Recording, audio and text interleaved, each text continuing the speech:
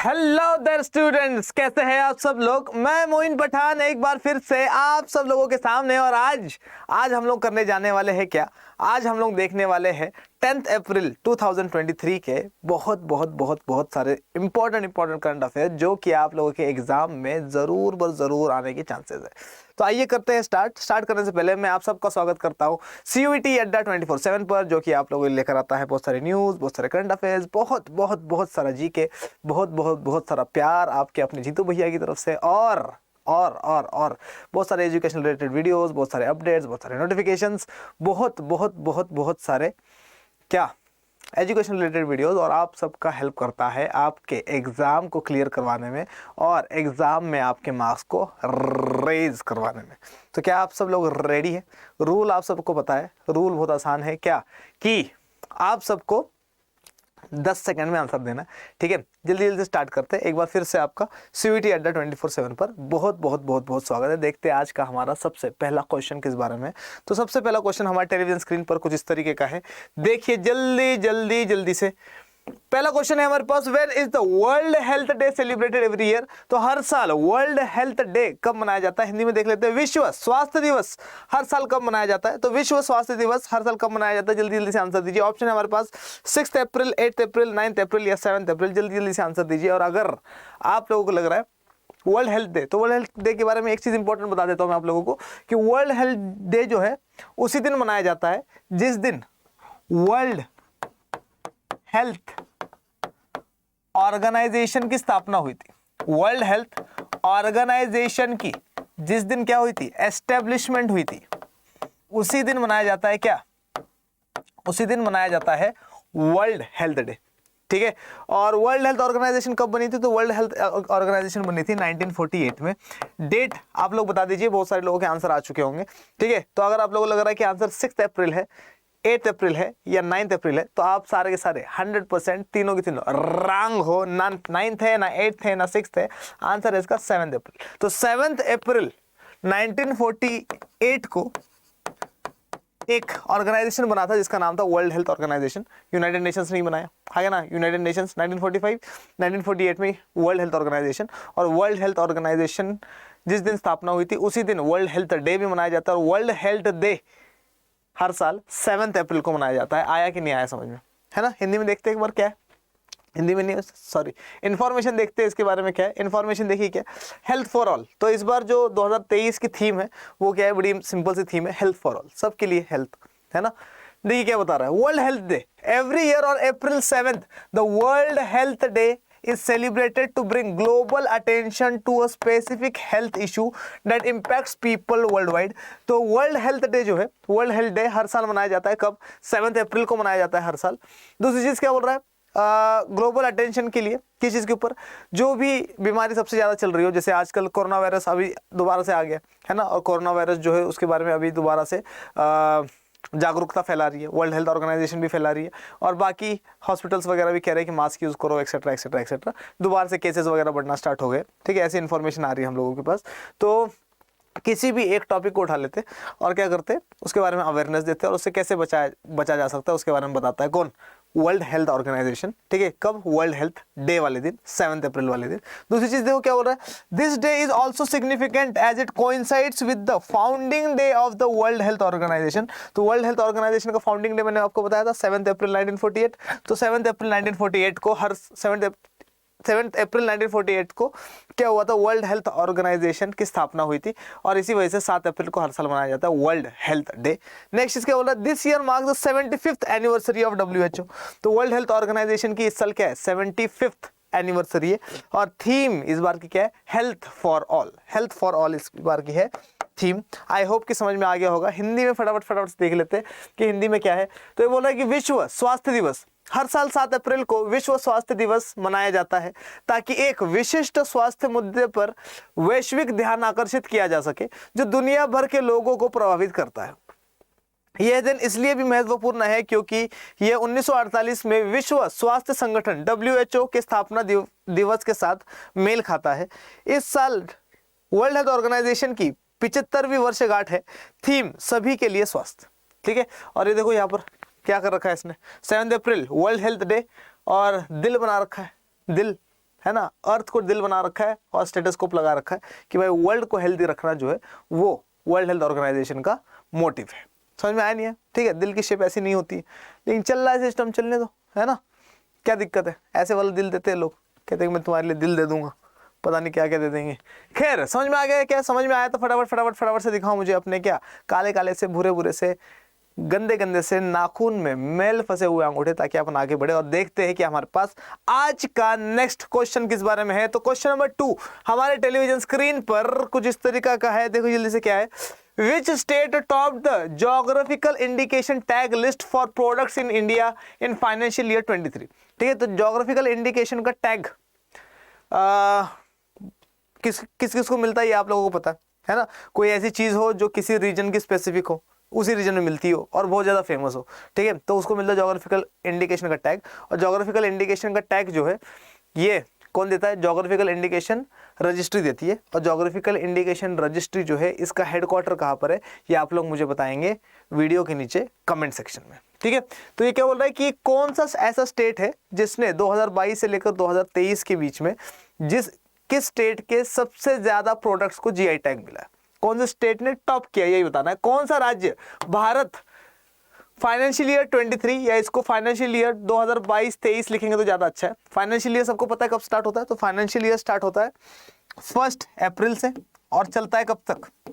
तो ये जो बात हो रही है ये कब तक चलता है? 31 मार्च तक चलता है फाइनेंशियल ईयर, है ना, वित्तीय क्या बोलेंगे इसको, वित्तीय वर्ष। ठीक है, तो 1 अप्रैल 2022 से लेकर 2023 31 मार्च 2023 तक की बात हो रही है। और इस बीच में कौन सा ऐसा स्टेट है जिसके सबसे ज्यादा प्रोडक्ट्स थे जिसको जीआई टैग मिला है?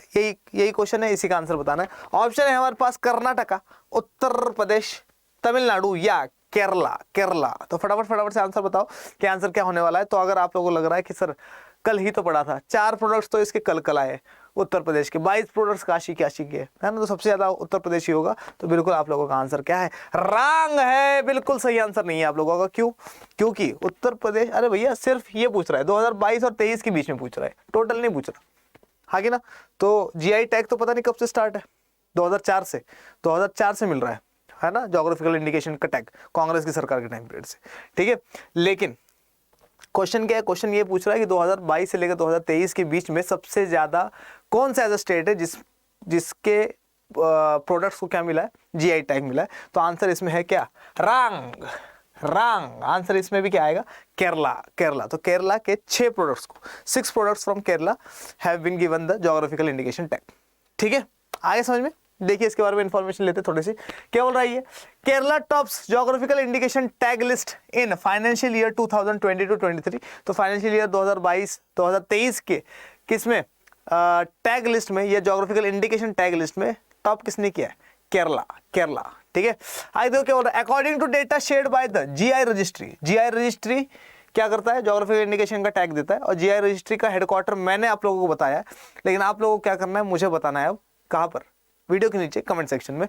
तो ये क्या हो रहा है? According to data shared by the GI registry, Kerala has secured the highest number of geographical indication GI tags for products among all states in India in financial year 23। ठीक है, तो 6 प्रोडक्ट्स है इसके, या किसको मिला ये? GI रजिस्ट्री ने किसको टॉप किया? GI रजिस्ट्री ने जो लिस्ट निकाली है GI टैग लिस्ट 2022-23 की, उसमें कौन सा स्टेट टॉप किया है? केरला टॉप किया है। 6 products from Kerala have been selected by the geographical indication registry, और 6 प्रोडक्ट्स को सिलेक्ट कर दिया गया। अब यहाँ तक न्यूज़ खत्म हो जाती है। अब नए कौन से प्रोडक्ट्स हैं जिनको मिलने वाला है क्या जीआई का टैग?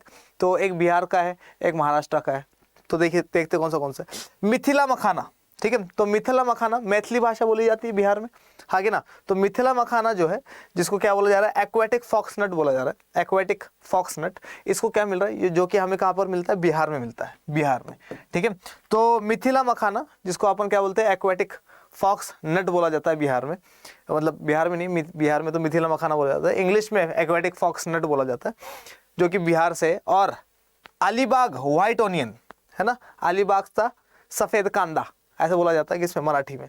कहाँ का, महाराष्ट्र का have been selected for the GI recognition tag, और इनको भी सिलेक्ट कर लिया गया और बोला गया कि इनको भी जल्द ही क्या मिलेगा, ज्योग्राफिकल इंडिकेशन का टैग मिलने वाला है। ज्योग्राफिकल इंडिकेशन मैंने बार बार समझाया कि एक इंटेलेक्चुअल प्रॉपर्टी है ना, कोई भी चीज जो रीजन स्पेसिफिक हो, सिर्फ उसी जगह पर मिलती हो और वर्ल्ड फेमस हो, उसको मिलता है। ठीक है, आगे क्या बोल रहा है, Tandur red gram from Telangana the local variety of pea, Ladakh Raktsey Karpo apricot from Ladakh and gamosa handicrafts from Assam were also selected for the honour. और 3 प्रोडक्ट्स को और जीआई टैग मिलने वाला है, किस किस को, तो ये बोल रहा है कि तेलंगाना में हमें क्या मिलती है, तंदूर रेड ग्राम मिल रही है, जो कि मटर का एक प्रकार है, ठीक है, जो सिर्फ और सिर्फ तेलंगाना में मिलती है, तो उसको जीआई टैग मिलने वाला है। और किसको, लद्दाख के एप्रिकॉट को, और इस एप्रिकॉट का नाम क्या है, रक्त से कार्पो एप्रिकॉट। एप्रिकॉट एक फ्रूट है, ठीक है, गूगल पे डालना एप्रिकॉट तो आपको दिख जाएगा एप्रिकॉट कैसा होता है, मीठा मीठा सा फ्रूट होता है, आप लोगों ने देखा भी हो सकता है कि ना देखा हो सकता है कि आपके रीजन में उसको आलू बुखारा बोलते हो। ठीक है, तो एप्रिकॉट जो है, एप्रिकॉट जो लद्दाख का एप्रिकॉट है, उसको भी क्या मिल रहा है, जीआई टैग मिल रहा है। ठीक है, और गमोसा हैंडीक्राफ्ट फ्रॉम आसाम, और आसाम के गमोसा हैंडीक्राफ्ट्स को भी क्या मिल रहा है, ये वाला ऑनर मिल रहा है, जीआई टैग मिल रहा है। समझ में आया कि नहीं आया? ठीक है, ये देखो Kerala tops countries GI tag list in financial year 2022-23। ठीक है, हिंदी में देखें एक बार फटाफट से, देखो हिंदी में क्या बता रहा है। जीआई रजिस्ट्री द्वारा साझा किए गए आंकड़ों के अनुसार केरल ने वित्तीय वर्ष 2023 में भारत के सभी राज्यों में उत्पादों के लिए सबसे अधिक भौगोलिक संकेत जीआई टैग प्राप्त किए हैं। भौगोलिक संकेत जीआई रजिस्ट्री द्वारा केरल के 6 उत्पादों का चयन किया गया है। बिहार से मिथिला मखाना, जलीय फॉक्सनट और महाराष्ट्र से अलीबाग सफेद प्याज को जीआई मान्यता टैग के लिए चुना गया है। तेलंगाना से तंदूर रेड ग्राम, मटर की स्थानीय किस्म, लद्दाख से लद्दाख रकत से कार्पो खुबानी और असम से गमोसा हस्तशिल्प को भी सम्मान के लिए चुना गया था। आया कि नहीं आया समझ में? ठीक है, जीआई टैग देखो एक टैग है ना, एक ब्रांड बना देता है उसको। समझ में आ रहा नहीं आ रहा? समझ में आया तो जल्दी से दिखाओ मुझे क्या अपने गंदे गंदे से मेले से अंगूठे, ठीक है, काले गोरे नीले पीले सारे के सारे कलर के, ताकि अपन बड़े आ गया। और देखिए हमारे पास और क्या क्या क्वेश्चन है, 2 क्वेश्चन हो चुके। आई होप दोनों के दोनों समझ में आ गए। आई होप कि पेपर में आता है तो दोनों के दोनों कर लोगे कि नहीं, फटाफट से मुझे लाइव चैट में और कमेंट सेक्शन में दोनों लिख के बताओ कि सर आ गया समझ में। ठीक है, पेपर में आता है तो छोड़ेंगे नहीं। ठीक है, क्वेश्चन नंबर 3 देखो, which airport of India was listed as the 9th busiest airport of the world. तो इंडिया का एक एयरपोर्ट है जिसको 9th busiest airport of the world का क्या मिला है, खिताब मिला है इस बार। ठीक है, और टाइम आउट ने ये वाली रिपोर्ट निकाली है। ठीक है, और उसने क्या कहा है, नहीं टाइम आउट ने निकाली है, ये वाली रिपोर्ट निकाली है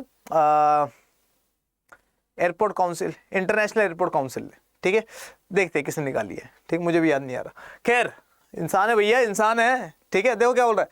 तो एयरपोर्ट कौन सा इंडिया का ऐसा एयरपोर्ट है जिसको वर्ल्ड का 9th बिजिएस्ट एयरपोर्ट बोला गया? तो फटाफट से आंसर दीजिए। हिंदी में पढ़ लेते एक बार। भारत के किस हवाई अड्डे को दुनिया के 9वें सबसे व्यस्त हवाई अड्डे के रूप में सूचीबद्ध किया गया है? Indira Gandhi International Airport Delhi, Kempegowda International Airport Bengaluru, Chhatrapati Shivaji Maharaj International Airport Mumbai, या राजीव गांधी इंटरनेशनल एयरपोर्ट हैदराबाद। तो अगर आप लोगों को लग रहा है कि सर आंसर इसका ए है, तो ए सही है ना। हमेशा ए गलत नहीं होता, हमेशा कटता नहीं है ना। दिमाग में मत बिठा लेना कि सर तो कहते हैं कि सी तो कटता ही है तो गलत होगा, है ना। ए कटा तो हमेशा ए और सी गलत ही होते हैं, ऐसा कुछ नहीं होता। ठीक है, वो मैं समझाने के लिए थोड़ा सा क्लास को अच्छी बनाने के लिए करता हूँ। ठीक है, तो दिमाग में मत बिठा लेना। ठीक है, तो इंदिरा गांधी इंटरनेशनल एयरपोर्ट जो है इसको क्या बना दिया गया, ये कुछ बनाया नहीं है, ये 9th busiest airport of the world है, 9th busiest airport of the world है, और 59.5 मिलियन लोगों को हैंडल करता है हर साल। ठीक है, आइए इसके बारे में इंफॉर्मेशन लेते हैं। देखो क्या बोल रहा है, ये देखो इंदिरा गांधी इंटरनेशनल एयरपोर्ट। हम लोगों ने क्लीनेस्ट एयरपोर्ट में भी नाम पढ़ा था इसका, याद है क्या? क्लीनेस्ट एयरपोर्ट है ना। देखो क्या बोल रहा है, Delhi airport now 9th busiest in the world according to the Airports Council International, ACI। Airports Council International ने क्या दिया है, ये वाली रिपोर्ट निकाली है। Delhi's Indira Gandhi International Airport has been ranked as the 9th busiest airport in the world in 2022। तो 2022 का डेटा है और 2022 के according Indira Gandhi International Airport जो कि दिल्ली का एयरपोर्ट है, उसको ninth most busiest international airport का क्या मिला है लिस्ट में, इसका नाम है। ठीक है, आगे क्या बोल रहा है, handling approximately 59.5 million passengers every year, और हर साल 59.5 मिलियन पैसेंजर्स को क्या करता है, हैंडल करता है।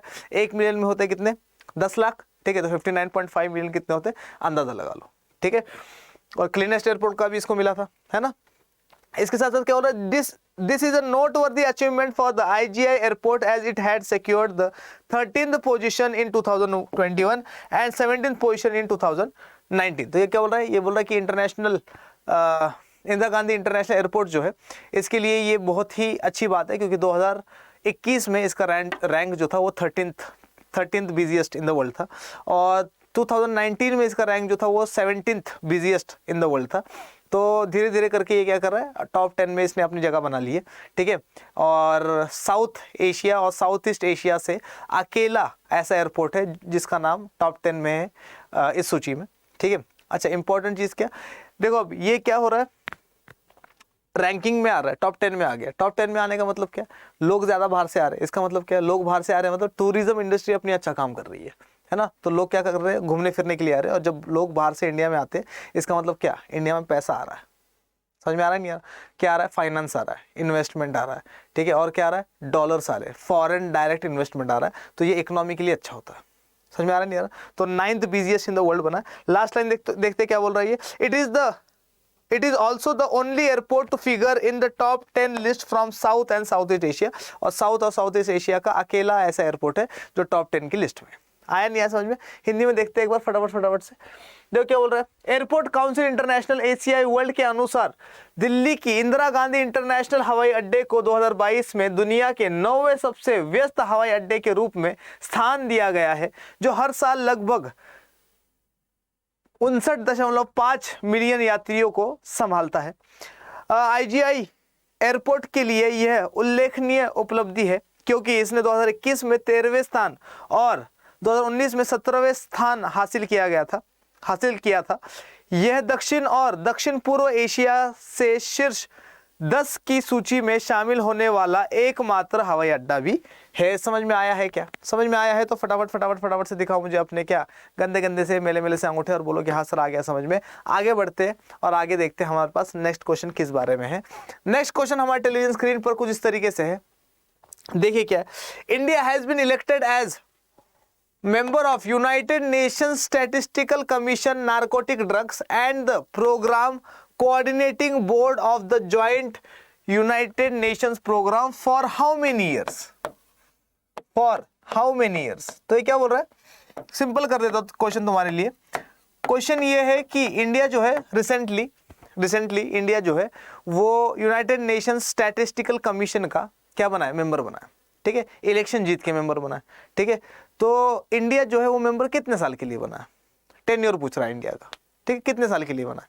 ठीक है, तो क्या कहते हैं उसको, किसका, यूनाइटेड नेशंस स्टैटिस्टिकल कमीशन का। ठीक है, भारत के संयुक्त राष्ट्र सांख्यिकी आयोग, नारकोटिक ड्रग्स और संयुक्त राष्ट्र कार्यक्रम समन्वय बोर्ड का सदस्य चुना गया है कितने वर्षों के लिए, तो ये बताना है।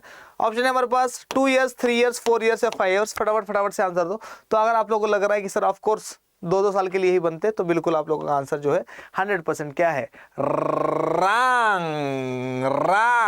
और 5 तो बिल्कुल रॉन्ग है। ठीक है, आंसर क्या है इसका, 4 years। ठीक है, पहले इशारा कर दिया था मैंने आप लोगों को, फिर भी गलत आंसर दे रहे हो। 4 साल के लिए, समझ में आ रहा है नहीं यार, 4 साल के लिए इंडिया जो है, देखो कुछ याद नहीं रखना, ज्यादा कुछ याद मत रखो, बस इतना याद रखो, यूनाइटेड नेशन स्टैटिस्टिकल कमीशन का इंडिया मेंबर बन चुका है। ठीक है, और इलेक्शन जीता है इंडिया ने, और इंडिया ने इलेक्शंस में वोट कितने आए, 53 कंट्रीज ने वोट दिया था, और 53 में से 48 कंट्रीज ने इंडिया को वोट दिया। ठीक है, यूनाइटेड नेशन स्टैटिस्टिकल कमीशन में कितने मेंबर्स होते हैं, तो यूनाइटेड नेशन स्टैटिस्टिकल कमीशन में टोटल 24 मेंबर्स होते हैं। अब इंडिया भी उसमें से एक बनेगा, और ये क्या करता है, ये स्टैटिस्टिक्स देता है ना, स्टैट्स बताता है ये कि एनवायरनमेंट कैसा चल रहा है, स्पोर्ट्स में कौन सी कंट्री कैसी है, एक्सेट्रा। देखो बताता हूँ, देखो इधर किस चीज़ के बारे में बताएगा। अच्छा आगे बताता हूँ, देखो इधर ये क्या बोल रहा है, India elected to United Nation Statistical body.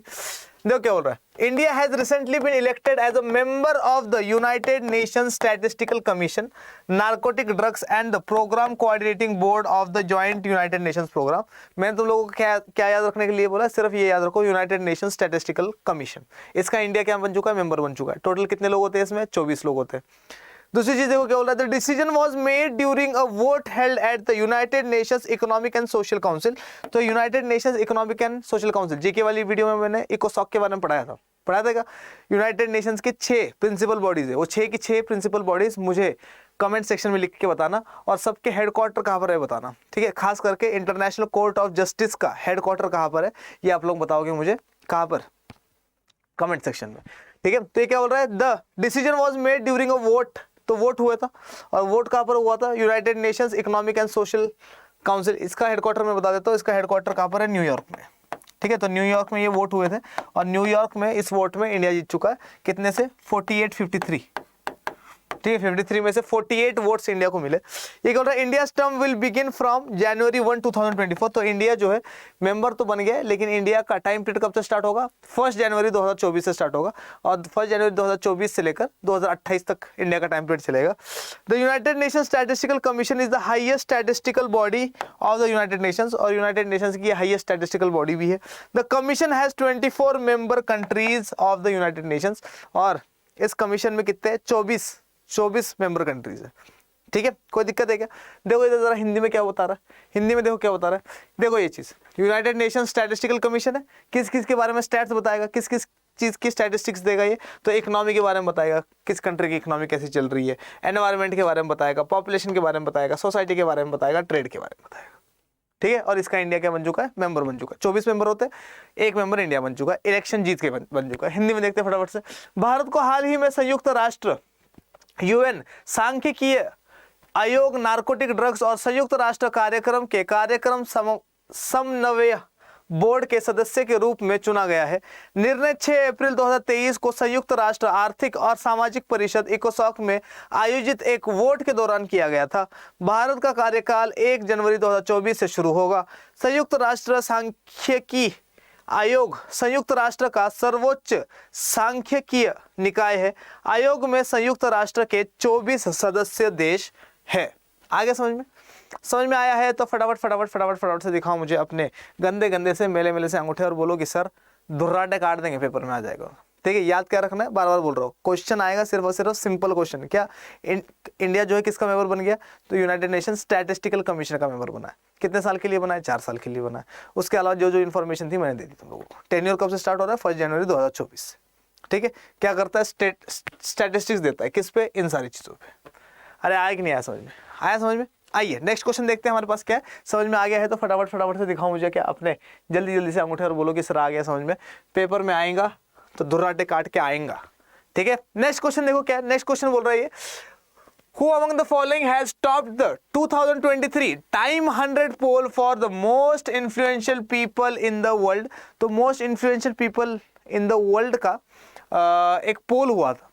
ठीक है, पोल हुआ था, और ये जो पोल है ये टाइम 100 ने लिया। ठीक है, कि 100 मोस्ट इन्फ्लुएंशियल पीपल कौन है दुनिया के, वो पूछने के लिए एक पोल हुआ था।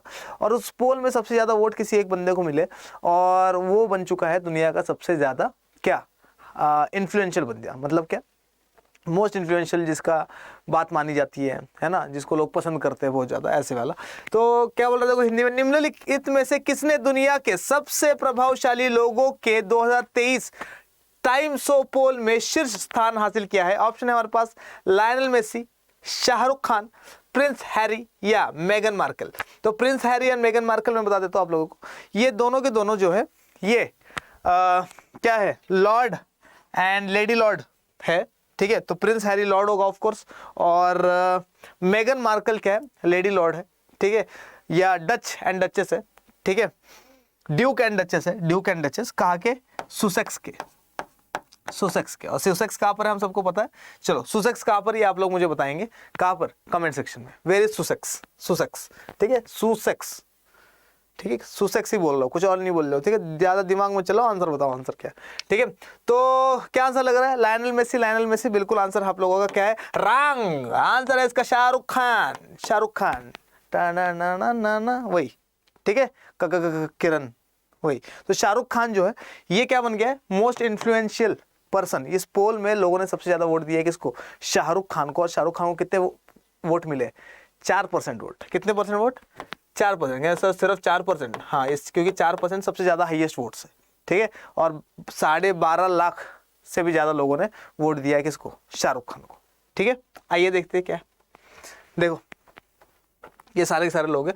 अच्छा एक और चीज बता देता हूँ आप लोगों को, लायनल मेसी इसमें 5th रैंक पे, 5th पे, ठीक है। और 2nd रैंक पे कौन है, तो ईरान में आप लोगों को पता होगा कि ईरान में प्रोटेस्ट वगैरह हुए थे, अभी थोड़े दिन पहले चल रहे थे प्रोटेस्ट ईरान में। तो ईरान में जो प्रोटेस्ट चल रहे थे उसमें क्या था, उसमें जो विमेन थी, ईरानियन विमेन, वो अपने फ्रीडम वगैरह के लिए प्रोटेस्ट कर रही थी, तो उनको 2nd रैंक पे रखा गया है और उनको 3% वोट मिले, ठीक है।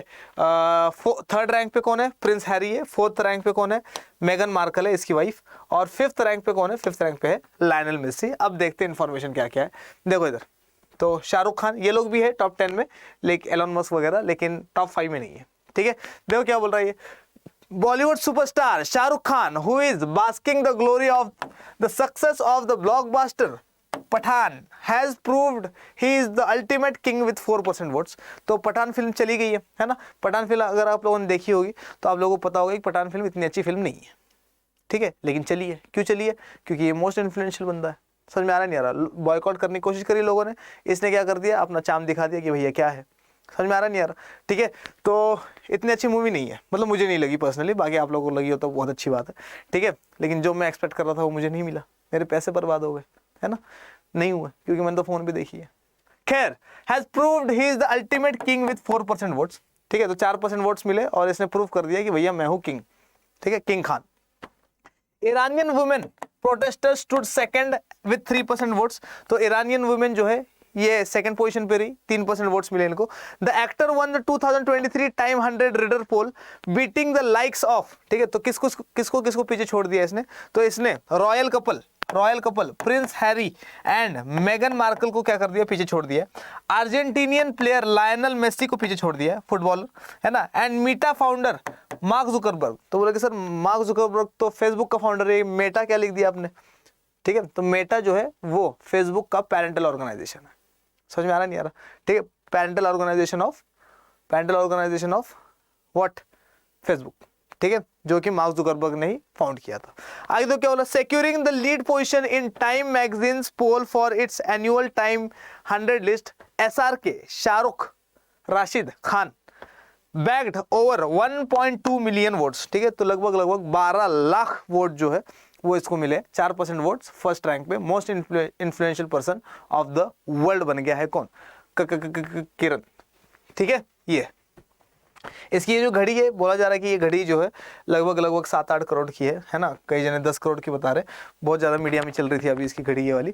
खैर देखो क्या हो रहा है, ब्लॉकबस्टर पठान की सफलता का आनंद ले रहे बॉलीवुड सुपरस्टार शाहरुख खान ने 4% वोटों के साथ साबित कर दिया है कि वह किंग है। ईरानी महिला प्रदर्शनकारी 3% मतों के साथ दूसरे स्थान पर रही। अभिनेता ने शाही जोड़े प्रिंस हैरी और मेगन मार्कल, अर्जेंटीना के खिलाड़ी लायनल मेसी और मेटा के संस्थापक मार्क जुकरबर्ग को पछाड़ते हुए 2023 टाइम 100 रीडर पोल जीता। टाइम मैगजीन के पोल में अपनी वार्षिक टाइम 100 सूची के लिए अग्रणी स्थान हासिल करते हुए SRK ने 1.2 मिलियन से अधिक वोट हासिल किए। आया नहीं आया समझ में आया है तो फटाफट से दिखाओ मुझे कि आपने अंगूठे और बोलो कि हाँ सर आ गया समझ में, कोनो दिक्कत नहीं बा, पेपर में आ गए बा तो अपन कर लेगा बा, ठीक बा। चलो नेक्स्ट क्वेश्चन देखते हैं जल्दी से। लास्ट क्वेश्चन हमारे टेलीविजन स्क्रीन पे आज का आखिरी क्वेश्चन देखो क्या है। Which is the only Indian city that has been included in the list of world's best cities for public transport. तो पब्लिक ट्रांसपोर्ट के लिए पब्लिक ट्रांसपोर्ट की एक लिस्ट आई है, वर्ल्ड की सिटीज की लिस्ट आई है और इसमें 19 कंट्रीज को इंक्लूड कर दिया गया। 19 कंट्रीज को इसमें इंक्लूड कर दिया गया। और क्वेश्चन क्या पूछा है, क्वेश्चन सिंपल पूछा है कि 19 कंट्रीज में से इंडिया की कौन सी ऐसी सिटी है, ठीक है। तो इंडिया की एक ही सिटी को इंक्लूड कर दिया गया है किस चीज में, world's best cities for public transport की पब्लिक ट्रांसपोर्ट के लिए वर्ल्ड की बेस्ट सिटीज कौन सी है। तो इन 19 कंट्रीज में इंडिया की एक सिटी है, तो वो सिटी कौन सी है यही बताना है। कौन सा एकमात्र भारतीय शहर है जिसे सार्वजनिक परिवहन के लिए विश्व के सर्वश्रेष्ठ शहरों की सूची में शामिल किया गया है? ऑप्शन है हमारे पास दिल्ली, कोलकाता, वाराणसी या मुंबई। कहा कि लोकल सर्विसेज है ना वो सबसे अच्छी है, कहा कि पब्लिक सर्विसेज, पब्लिक ट्रांसपोर्ट सबसे अच्छा कहा है दिल्ली, कोलकाता, वाराणसी, मुंबई। और इनमें से ये एक को world's best cities for public transport में क्या कर दिया गया, इंक्लूड कर दिया गया। और अगर आप लोगों को लग रहा है कि कोलकाता आंसर है, बिल्कुल नहीं है, वाराणसी बिल्कुल नहीं है, आंसर दिल्ली या मुंबई में से है ना। दिल्ली की मेट्रो बहुत बढ़िया चलती है अपने को पता है, मुंबई की लोकल्स बहुत बढ़िया चलती है हम लोगों को पता है। दिल्ली में पब्लिक ट्रांसपोर्ट में लेडीज वगैरह को फ्री कर रखा है, मुंबई में कहीं पर भी फ्री नहीं कर रखा है। लेकिन मुंबई का रेलवे नेटवर्क दिल्ली के मेट्रो नेटवर्क से बड़ा है, और क्या मुंबई का क्या बस नेटवर्क दिल्ली के बस नेटवर्क से बड़ा है। और इसी वजह से आंसर क्या आएगा, क्या आमची मुंबई, आमची मुंबई। इस बात दिल वालों की दिल्ली या दिल्ली से है दिल वाले, ठीक है, ज्यादा दिमाग मत लगाओ, दिल्ली से है दिल वाले हार गए। और आंसर क्या है मुंबई। और मुंबई का रैंक क्या है इसमें 19 कंट्रीज में, तो 19 कंट्रीज में 19 कंट्रीज की लिस्ट में मुंबई का जो रैंक है वो है 19वां रैंक है, ठीक है। तो इंडिया से एक ही कंट्री है और उसमें भी 19th रैंक, लास्ट रैंक जो है वो किसका है, मुंबई का है, ठीक है। देखो क्या बोला, सबसे बेस्ट पब्लिक ट्रांसपोर्ट कहाँ का है, तो बेस्ट पब्लिक ट्रांसपोर्ट का अवार्ड मिला है बर्लिन को। और बर्लिन कैपिटल किसकी है, जर्मनी की, है ना। देखिए क्या बोल रहा है, देखो मुंबई लोकल्स है ना, मुंबई की जान बोला जाता है इसको, पैसेंजर ट्रेन को। देखो क्या बोल रहे हैं जल्दी जल्दी से, Mumbai is the only Indian city that has been included in the list of world's best cities for public transport as per the report by Time Out. तो अच्छा ये वाली टाइम आउट की रिपोर्ट है, तो टाइम आउट की ये वाली जो रिपोर्ट है, ठीक है, इसमें क्या दिया गया है कि 19 कंट्रीज की सूची में मुंबई का भी नाम दिया गया है, ठीक है, for the world's best cities for public transport. Public transport के लिए बेस्ट सिटी कौन सी है, तो कौन सी है, मुंबई है, ठीक है।